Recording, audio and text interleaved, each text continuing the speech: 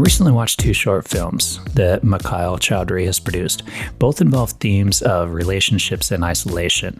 During my talk with him, we discussed the challenges associated with producing films at a distance. One of these that we discussed was actually conceived, created, and completed during the 2020 lockdown, made entirely remotely. And I should add, and it doesn't suck. I've seen a lot of these made during the pandemic remote lockdown films, and they're not necessarily all that great. This one actually is. So we talk about his production process with that. He's a writer, he's a director, pretty much does it all, and has a lot of information to share. We talk about film festivals and working with a PR agent. So if you want to learn about that whole from beginning to end, making a film and being successful at it, this is the guy to listen to. He's an award-winning filmmaker, an Emmy-nominated producer, and just really knowledgeable, great guy to listen to. So I'm going to end it here with a quick sponsor break and then on to my talk with Mikail Chowdhury.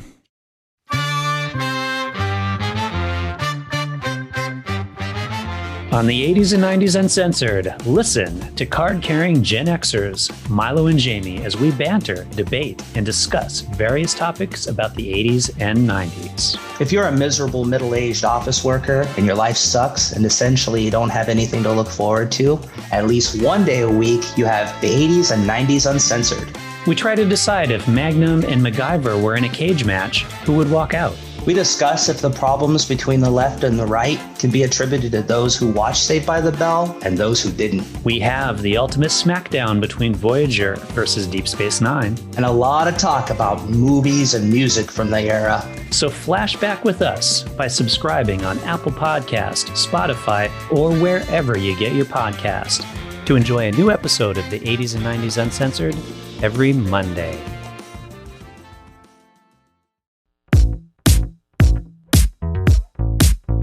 You produced and wrote one of these films that I saw, Aimee Victoria, and then you produced and co-directed the other one that I saw, which is The Multi. Is that correct? Well, no. So technically, I actually produced. I produced both of them, and I co-wrote Aimee Victoria, and then I was quite heavily involved with The Multi and some other areas. But yeah, so I'm a producer on both those films, co-writer on Aimee Victoria as well. And Aimee Victoria is actually part of a short form series that I made called The Myth of Control. So I was a showrunner on that series, which we haven't released yet. We're actually talking to a few people about distribution and potentially developing it into a bigger show. But that was part of it. And there was one episode that, well, everybody liked the episodes, but there was one episode we thought could fit as a short film. So to help promote the series and build some awareness and to start getting some attention around it, we recut that episode as a short film and put that into the film festivals. Because there are plenty of film festivals that you can go to with web series, and we may well do that, but there's a lot more for the short film circuit. So it was a great way for us to actually build some more publicity and awareness around the series itself, to highlight the work that we've done in that way, and then to also build, on a personal level, it's very important for all the people involved in the project to be able to be seen and to network and to do that. And that was the most effective way we thought to do that. Is the series similar subject matter as this particular film? So the film, Aimee Victoria, and correct me if I'm summarizing it incorrectly, it follows two women who are in a relationship together during COVID. So they're having to deal with the separation of the relationship. They're also deaf. And so they are communicating through sign language through their video calls as well. So there's kind of quite a few layers to it in regards to not just the isolation of the COVID isolations, the fact that they can't be together because one of their fathers is a high risk. They've also got additional communication that they're dealing with. So is that kind of a reasonably decent summary of it? That is, no, it's a very good summary of it. It's exactly right. It's essentially a deaf queer love story, is how we created it. So the series itself was a concept that we came up with right in just to give context to everyone, this was in April 2020, when full lockdown had just kicked off. We were all like bleaching our groceries as we brought them in through the door and wearing gloves around the supermarket and things. So it was kind of the peak COVID period. And I had a feature film, which I just had an audience table read for, and we had development funding, and it all went on hold. And so just to keep making stuff, then I came up with the concept of shooting something and creating a series and trying to find a way to do it remotely. And I had a brilliant partner for that series, my fellow showrunner, Sana Soni. Sana Soni is actually in distribution. She's an executive with 1091 Pictures over in LA. And she's fantastic. But again, she was moving between countries and didn't have anything at the time. So she came on board and we put together 7 episodes. We put together a series of writers, people in 8 countries, 28 cities, I think it was. Everything was done over video conferencing. Everything was done remotely. Nobody met in person. We managed to get from concept to locked scripts in 3 weeks for the whole thing, which was kind of insane. And then we shot it all using an iPhone, my wife's iPhone to be precise, which she very kindly loaned us. So we cleared, and then we sent that with a package with a couple of softbox lights, microphone, a couple of tripods, and a sort of PDF pack that we put together ourselves to show how to connect everything. Sent it to each actor in turn who agreed to shoot in that way. They sanitized it, shot, pack it up, put it in the boot of a Lyft or an Uber, which then took it to the next actor, who then took it out. So nobody had to see anyone in person. We created this whole thing, and we did all the directing, DP, everything happened over video conferencing. So it was kind of bonkers. We didn't know if it was going to work when we did it, and it did work, mainly due to the fact that there were just so many incredible people besides me who were working on it. I was definitely the weakest part of the team, I think it's fair to say, even though I came up with the idea for it, because you had these just brilliant people making it happen. So that's how that came about.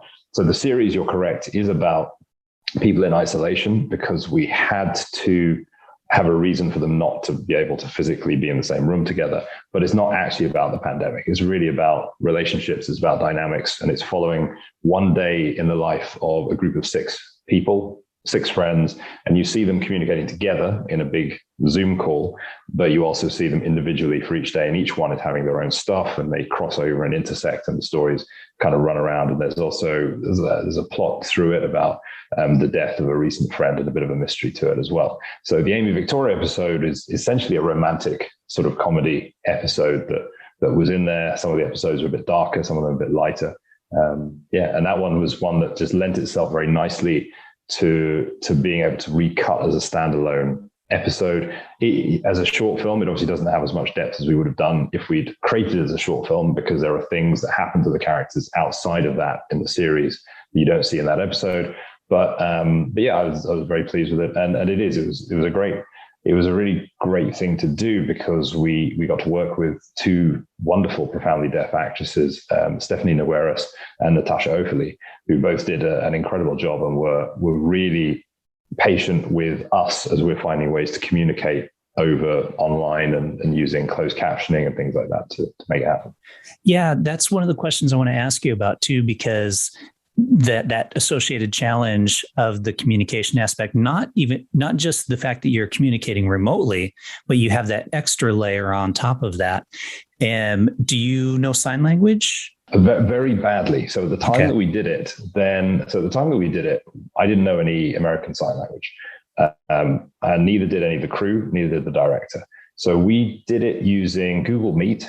They were the first ones at the time to have introduced live, sort of real-time closed captioning voice recognition. So we were able to speak onto Google Meet, and the words would come up underneath it and do that. So that's how we communicated. And then the deaf talent on the other side communicated back, either by where they felt comfortable to use their voices. And so people understand some deaf people are comfortable to use their voices in some contexts and not others. And they some of them did, or they would type things back in the chat function that we would have. And that's how we communicated. We used sign language interpreters for the rehearsals. just to make sure that was more fluid. But we didn't have the money, frankly, to do that for the actual shoot. So so we did it. And then again, this is why it's a real testament to the director, Christy Farris. Christy Farris, she's an American actor. She's been in lots of shows like Scrubs, Goliath, and things like that. She's fantastic. This was her first time directing, and she's a friend of mine, and she's always very supportive of my stuff. And I brought her in, then I got her in to direct it. And so her first directing job was to direct remotely with deaf actors and do that. And she was just amazing in terms of what she did and the prep she did and how she pulled it off. She actually won an award, in fact, for her directing from one of the film festivals. So she won Best Director. Oh, that's fantastic. On the Google Meet, did you find it reasonably accurate with the translations, or did you occasionally have to be like, oh, wait, that's not what I meant? Oh, yeah, no, you do have those funny moments where you did that. What was quite funny, we discovered, is that if you swear, then Google Meet automatically kind of like blurred out the word, which was quite, had some child safe. Not that we were all swearing a lot, but every now and again, someone would do it and it would just be quite funny. So, but generally it was good. In all honesty, we were able to communicate very effectively using that to do that. It's obviously better with ASL interpreters. It's also more comfortable for the deaf talent and deaf teams, if you're working with them, to have that, because it makes better allowances for it. But one of the great things we learned about it from that, because when I did it and when I wrote it as a concept and created the story, and my co-writer on that episode and for the film, Hannah Harmison is a fantastic writer. She's brilliant. She is very connected to the deaf community. She knows ASL herself, so she was able to bring in a lot of knowledge about that. She ran it past her community as well of friends to check it all worked. But she had sort of gone through and really picked out some key points that we had that we could make work.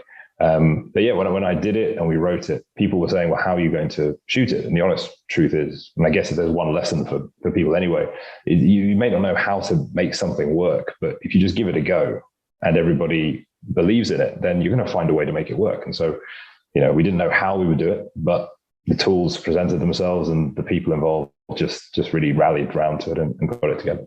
And I think that's a testament to modern technology as well. I mean, say what you will about some of it, the fact that you had that translation functionality, the fact that you can shoot a film on an iPhone, the fact that you can attach, sound, that kind of stuff, like all of this equipment, and you just needed a couple lights, the fact that all of that is available now that, say, 15, 20 years ago, there's no way you would have been able to do that. It would have been much more challenging, which I think is pretty amazing. Oh my God, you're absolutely right. I mean, you're a filmmaker, obviously, I mean, back, and I wouldn't dare to presume that you were as ancient and old as I am, but when I was a kid, then I would have killed to have had, when I was making my first film, my first feature, which was, back over 15 years ago, I would have, we did it on Sony DX, and you had to get all the boom mic and all the gear. I would have killed to have been able to have like the kind of, the sort of shotgun mic that you have now, which is you just order on Amazon, astonishingly. And then to, as you said, to have just your cell phone, we got Filmic Pro, put that app onto it. The Filmic Pro team, I have to say, I believe they're actually based in your hometown, Seattle, I think. And they were fantastically helpful with support as well. But to unlock that, there's no excuse now not to be able to shoot something well, to be honest, with what we have at our fingertips. I agree. And I think this is proof of that, because I do see a lot of short films that come through and people are shooting stuff. Oh, I shoot stuff at home. And the quality just isn't there, especially on sound and lighting sometimes. And it's kind of like there's no excuse anymore for not having a decent looking and sounding film. You obviously were quite lucky with this, where there wasn't a lot of sound, but there was sound in key areas that I think worked. And especially really, I want to talk about one of your other films just a little bit too, called The Multi, in that because there are these moments throughout the film where there's just absolute silence, so that you're really getting that effect of the deaf girl and what her life is like. And then occasionally there's some music thrown in there, and occasionally a little bit of dialogue. But for the most part, so much of that film, it's just absolute silence. And it works really well, because when you do get that sound in there, it's noticeable. And it's like, and you're thinking, this is what this person's life is like every single day. So it's really quite amazing. Oh, thank you. No, I'm really glad. I appreciate that. So yeah, I mean, talking of the multi, so the multi is the brainchild of Natasha Offaly, actually, the actor from Aimee Victoria. So Mm-hmm. Natasha and I sort of worked together on that, got on very well, and she said to me, I've got this script that I've written, I've got a grant for it, and we're going to make that. And she had a fantastic director attached, Dawn Smith, who's also a deaf Black woman, just like Natasha. And so I came on board as a producer for that. On that one, and again, that was an interesting one because we did shoot that. We shot that in person on location, but it was in February 2021. And that was when we had lockdown in LA County. So people were still scattered. So Storm was actually I believe she's in Nevada or Arizona at the time. So the director was out of state. I was in Morocco at the time for various reasons. So I had like a 9-hour time difference. And our script supervisor was in New York. So we actually ended up, and also we had to have limits on how many people were on set at the time. So we ended up with this big Zoom call with two fantastic ASL interpreters.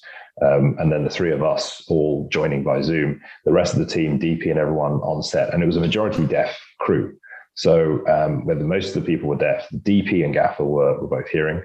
And it was, again, just a real team effort to go and make sure that communication challenges weren't an issue, to move through it. I think a lot of one thing I will say about working with deaf talent and deaf teams is that it really is something that people should be doing more of, not just with deaf people, but people who have disabilities or who are perceived to require some accommodation, because actually the accommodations that you have to make for people is very small. And you're just broadening the pool of talent for that. On the multi, the team who worked on the crew were a world-class bunch of professionals who work in film every day.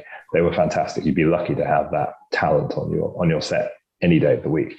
So it was a really great experience to do that. But yeah, with the sound element to that, you're quite right. So Natasha was because she produced, wrote, and starred in it. So she did everything in that film, and she did it brilliantly. She turned in what I think is fair to say, just a really stellar performance as well. And when we got to the sound piece, you're right, we actually shot it without sound very deliberately, partly because it meant we were able to not have another person on set for COVID. It also saved money, which is never a bad thing when you're doing these low budget things. Yep. But we specifically went and had 3 moments that we ADR'd where we had Natasha's voice in there, because it was very important to her as a deaf person that people actually recognized that she could use her voice, and she heard that. And then in terms of the sound profile that you talk about, and I'm really glad that worked, to be honest. It makes me smile a lot because we spent a lot of time on that, and it's one of those little finicky things that you spend ages on. You're wondering if it makes a difference. And so we picked, I believe it was 3 or 4 moments in the film where the sound was of significance at an emotional level to what the character was going through at the time. So it was one point where the character who sort of is dealing with some trauma and some mental difficulties went and was sort of obsessively cleaning a spot and then used a toothbrush on it. So we had the toothbrush sound just scrubbing coming in very silent, subtly in the back, a thing with a letter that was of significance, things like that. And yeah, we did go up and down with our great sound designer, who was brilliant, a couple of times, to be a little bit higher, a little bit lower, to try and get it just enough that you would hear it out of the silence, but not so much that it dominated. So yeah, I'm really pleased with that. Yeah. I like what you mentioned about working with deaf actors or actors with other things, because it does seem like not just Hollywood. Hopefully it seems, I mean, you're closer to Hollywood than I ever have been recently anyways, but it seems like more and more productions are really putting an effort into making sure that they're being inclusive. So in this case, instead of just hiring an actor who knows sign language but speaks normally, or something like actually hiring actors that are deaf, or actors that are in a wheelchair or are actually this. At least from what I've seen and from people I've talked to, it seems like that seems to be the case. Are you seeing something similar as well?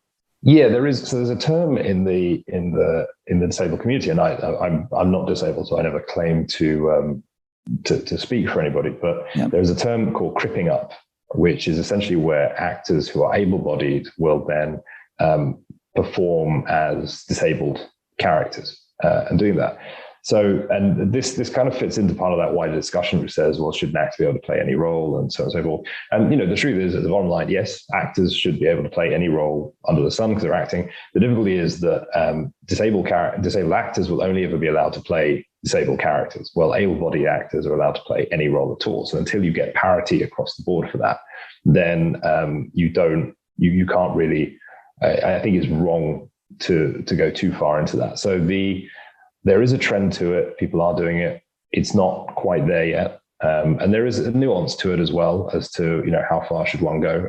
I was watching, I don't know if you've seen, there's a TV show, it was on Netflix called Titans, which is a DC superhero show.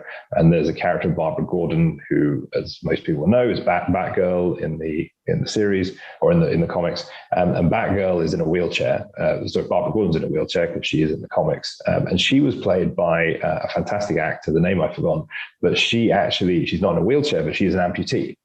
And so, yes, she's not necessarily a wheelchair because she can have a prosthetic leg and do that, but she is somebody who's disabled in that area and did that. And she was a fantastic performer in the show and did that. I think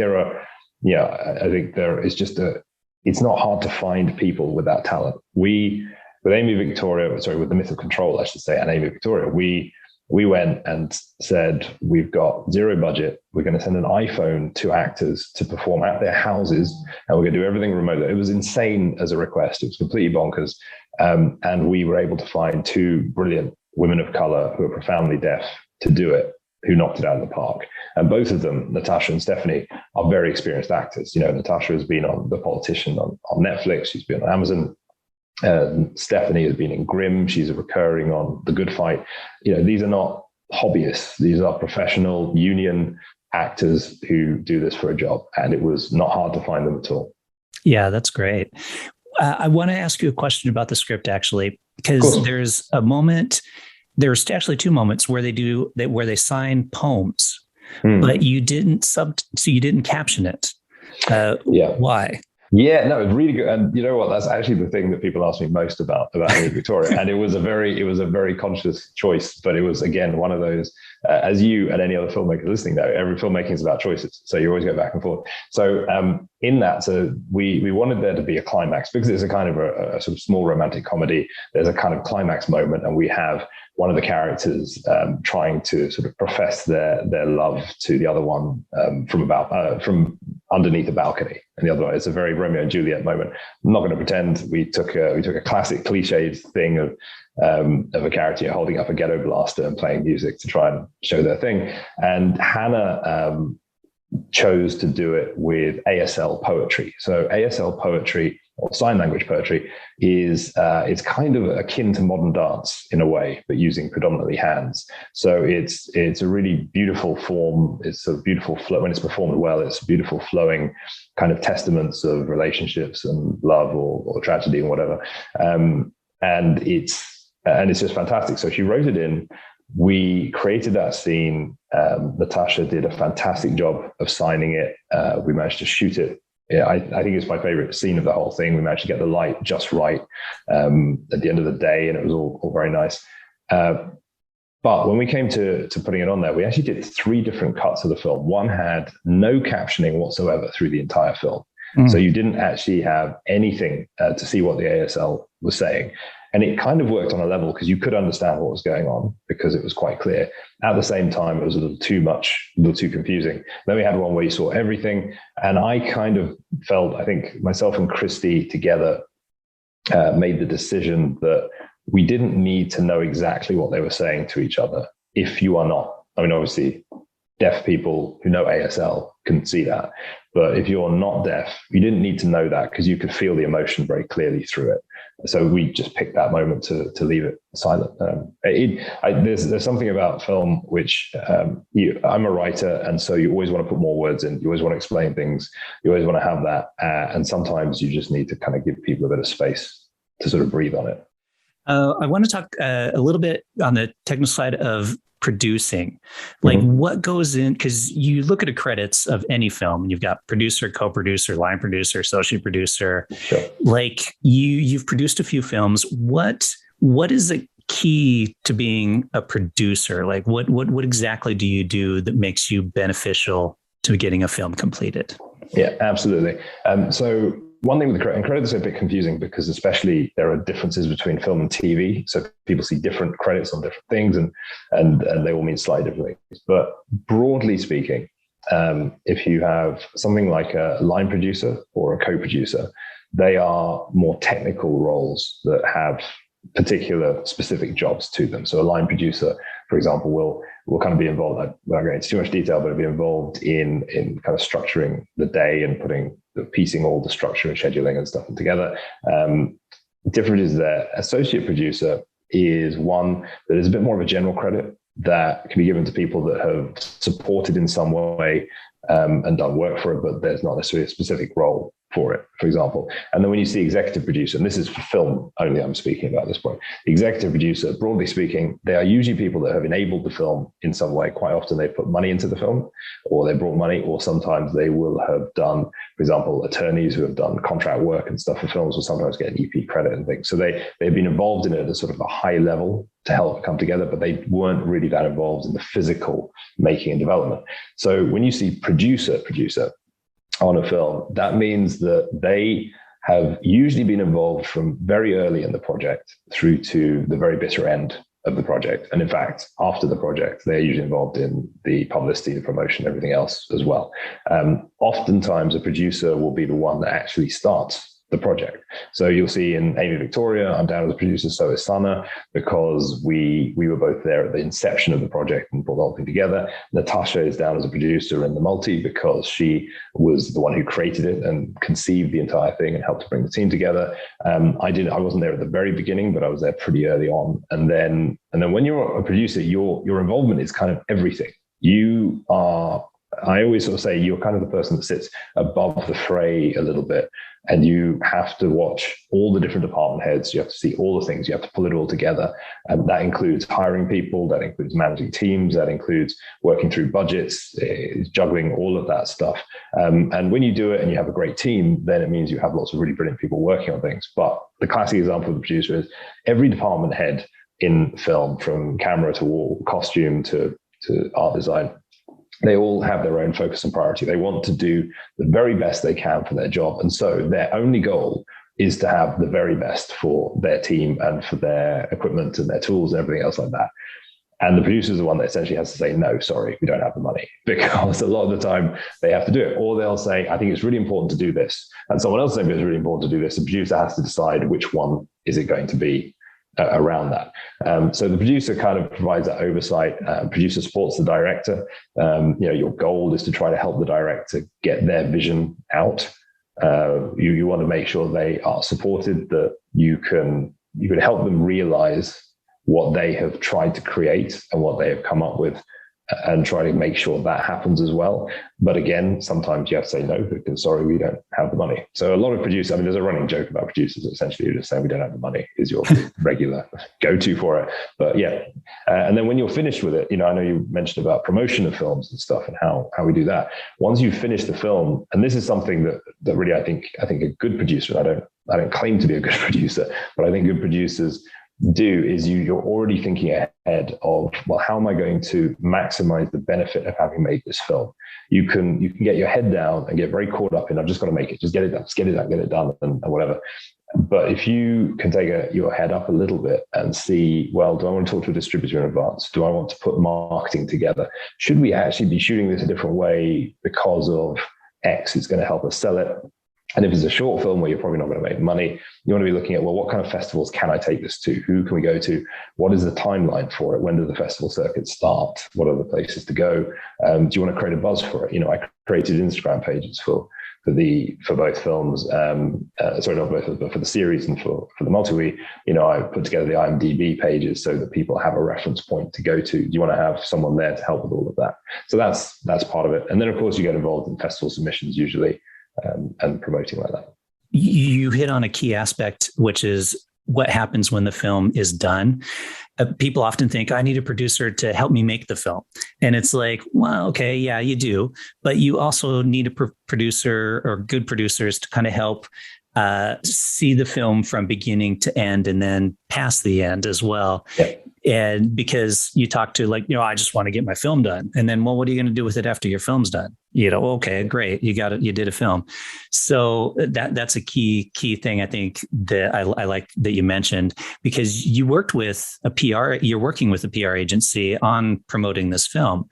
So what goes into that? Like, did you reach out the agency and then you're like, hey, I've got this film, I want to do this with it? Can you elaborate on that? Yeah, it's a really good point about that. So PR is interesting. I've only been working with Olivia for about 2 months now. So actually, I reached out to her not about promoting a specific film, but promoting the general work that I was doing, and pushing that forward. It's the first time I've worked with someone. I would say she's been great. It's fantastic. With that, I basically put together a bio. I put together details of all of the work that we have.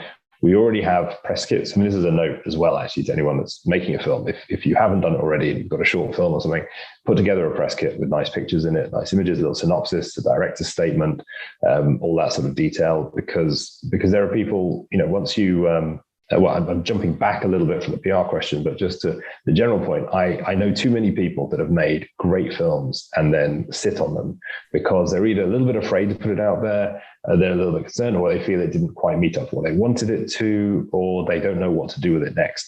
And the one thing I would say is just put it out there. If you can get into festivals and you have the money and budget to do that, please do it. But if you don't, at least put it out there, put some materials behind it, tell people that you've made it, let it know. Because by making something, whatever the film is, however good or bad, I have tremendous respect for anyone that gets it made. Because making a film is an act of lunacy in of itself. You have to start off with this complete blank page, no idea how it's actually going to look at the end. And you're trying to convince people to give you money to go and do this thing. It is insane. So anyone that does it, kudos, I doff my cap to you, and get it out there, make sure it gets seen. The PR person we found was someone who came through Christie, actually, the director and the actor who started using her, said she's very good. So yeah, I spoke to her and said, this is what I want to do. I've got these projects that are here. I'm trying to raise some profile about these projects because I want to be able to sort of help them to get distribution or to secure next things from that. These are the people involved. I gave profiles of all the individuals, and I gave them a little profile of myself. And then she reached out, I believe, to you and to a few other people she said to me, look, these are people I think would be suitable. And they're like, sort of, they focus on filmmakers. They talk to people in this industry. And I said, they seem great. And then did that. And you very kindly, invited me to come onto this. So I think it was 100% been worth it in terms of doing that. It was very helpful for her to do that, to get that. I don't think it's hard to get noticed. And if you're not sure or you don't have, it's one thing if you're an actor in some ways, because actors are a bit more high profile. So actors tend to have a more profile online. You tend to get more followers and do that. If you're a writer, if you're a filmmaker, if you're a director, if you're a producer, unless you get a big break somewhere, then people don't tend to take as much notice. So you do have to put yourself out there, which is awkward for me, but yeah. Well, and it makes sense, especially in this industry, because it's very competitive. And so many people think, oh, I'll just create something brilliant and it'll be seen. And that's not necessarily the case. So having somebody there advocating for you does help. Have you noticed a benefit then? Like, have you actually seen like, okay, it does seem like this stuff's getting noticed more now that I've been working with this person as compared to, say, previous projects? Yeah, I think it does. We had... one thing with the two films I've got currently on the circuit, but there's another film that I'm also in pre-production for, and there's the series, of course, that we're also sort of building publicity around to go develop that. And we're talking to a few people. The reason we haven't aired that is because we're talking to a couple of producers and streamers, in fact, about potential for development of it. So we don't want to stick it out there at this point. But when you're juggling all these different bits, then it's very hard to actually focus on that piece of publicity.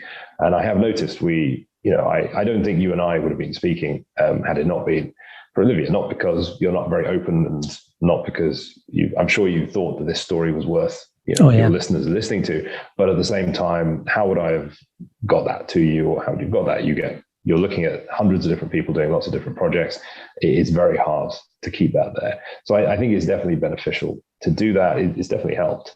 All that said, if you don't have the budget for it and you can't find the right person, then there are lots of ways you can still do it yourself, and that is by reaching out to people, which I've done as well in other ways. There are things that you do. You just have to.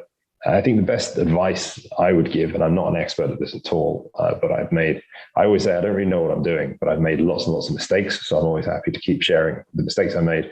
And one thing is you just tell anybody that you know who may be in any position connected or linked or helpful to you that you've made this thing or that you're making this thing, and just tell them about it and do it. And there's nothing, you don't share it. I don't share stuff with expectation that they're going to help me or do anything, but I just let them know, because it's amazing the number of people that are like, I'm really glad you told me, because actually I know someone that's looking for this. We were lucky. I was lucky enough to have both Aimee Victoria and the Multi screened at the British Film Institute in London in December last year.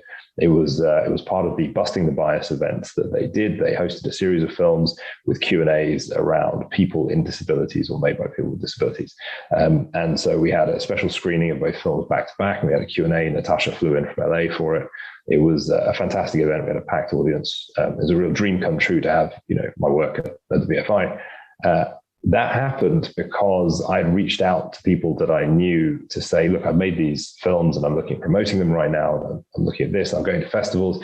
If you happen to think of anybody or anything like that, and if you like the films, then let me know. And of course, they all watched the films first to see if they thought they were all right. And that's how it kind of developed. And they said, well, actually, I know someone that is doing something connected, and then it led through, and the BFI sort of got wind of it. And they said, these look great. Could we screen them?